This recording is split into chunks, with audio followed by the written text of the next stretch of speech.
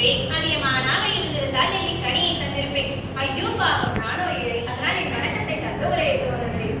நான் வணங்குவதோ 3 தெய்வங்கள். முதல் தெய்வம் அறிவு, இரண்டாவது தெய்வம் சுயமரியாதை, மூன்றாவது தெய்வம் நன்னடத்தை. இதை தவிர்த்து வேறு தெய்வங்கள் எனக்கு இல்லை என்று சொன்ன பி.ஆர். அம்பேத்கரின் சமூக பணிகளை பற்றி பேச உங்கள் முன் வந்துள்ளேன். சாதி, சமூக பாகுபாடு, கல்வி, பெண்ணுரிமை, தொழிலாளர் நலன் ஆகியவற்றை பெறுவதற்காக அரும் பாடுபட்டவர்.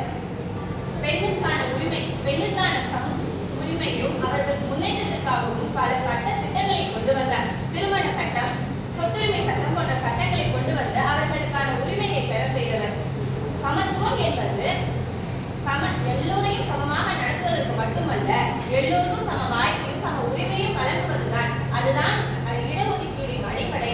அதை வழங்குவதற்காக தனது பதவியையும் துறந்தவர் தான் அம்பேத்கர்.